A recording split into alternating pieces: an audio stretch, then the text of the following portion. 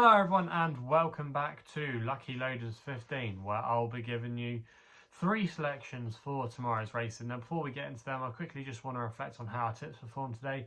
In the end, it was a bit of a mixed bag. We had one winner at Fontwell with Would You Be Well. I thought Tom Bellamy gave her a really good ride on her chasing debut, and she did a good job to carry the top weight round in those difficult conditions. So hopefully some of you were on there. We got a little bit of each way return with the Longshot, the Doyen Queen. She finished in 4th. Utoxer in the end was advertised at 11-1, and she went off going second favourite in the end. So if you got on the bigger prices there, you would have got a fair each way return. But away from that, our other selections were slightly disappointing. The Nap was very disappointing. Thomas McDonough, he never really seemed to go a yard at Fontwell today and was pulled up halfway through the race. Really bizarre one, considering he ended up getting the ground in his favour. So yeah, that was frustrating there. Alba Rose, she's becoming a little bit of a cliff horse. Don't think she did nothing wrong, she ran a perfectly solid race but could only finish in 2nd place again.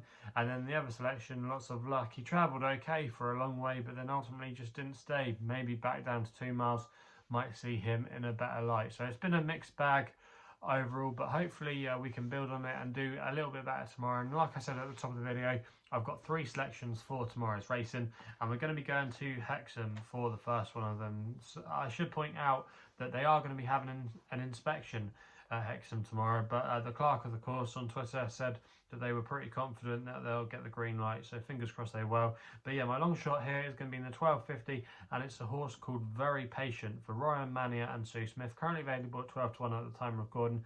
Going to recommend a 0.5 each way selection here. Now this horse is quite lightly raced, and he made his chase debut at this course last time we saw him. That was over 2 miles, but I just think he got outpaced. And if you go back and watch the replay, he's actually not knocked around too much. He was getting outpaced, but then towards the last third of the race, he actually started to make up a little bit of ground, and he actually hit the line quite strongly at the end. He was actually dropped to a mark of 95, which I think is fairly workable. And I think the key to him tomorrow could be now tackling this longer 3-mile trip. It's the first time he's ever tackled this longer distance, so obviously he remains unexposed. And if you actually look at the pedigree, there's some hope for him to get it on the dam side, and he's by Marla as well, who produces plenty of staying progeny. So I think it's definitely worth a go with connections taking the step up in trip. He's still very lightly raced, and even on some of his hurdle form behind the likes of Bavingdon Bob, I think he's actually not badly treated here off a mark of 95. This doesn't look a particularly strong race to me. There could be a couple of horses as well that might go off a little bit hard and really might make it into a test of stamina, which I think will suit Very Patient. And even though he is yet to prove himself on heavy ground, there is again some hope in his pedigree that he should be able to handle it. So I thought 12-1 tomorrow with the yard of Sue Smiths going okay. They've only had a couple of winners in the last fortnight, but they've been having a few horses as well make the frame. I just thought this could be the final piece of the jigsaw to make this horse start delivering, and I'd be disappointed if he couldn't at least give us a good run for our money. So that's why he's going to be my long shot of the day in the 1250 at Hexham. We then go to the 210 at Wolves with the next best, with a horse called Lafan for Liam Brown, claiming 7, riding for Richard Hannon, currently available at 7-2. Going to recommend a 1-point win bet here.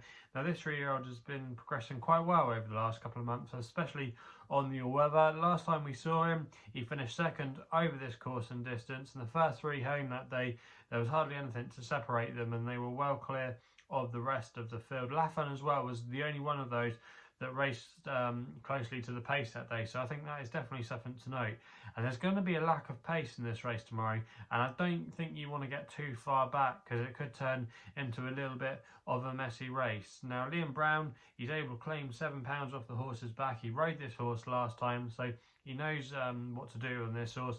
Drawn in stall 7 isn't the worst stall round here, and if he can get into a good position and not be too far back tomorrow and be towards the front end of things, maybe not make the running, but if he could just sit maybe 2nd or 3rd, I think he could have good chance to kick on into the home straight and he just might be able to get first run on some of his rivals tomorrow, might be able to get the job done. Also as well, he's fairly well treated at the weight still. He's got a mark of 79 with the 7 pounds of Liam Brown. He's basically rated off 72, and the yard are going quite well as well.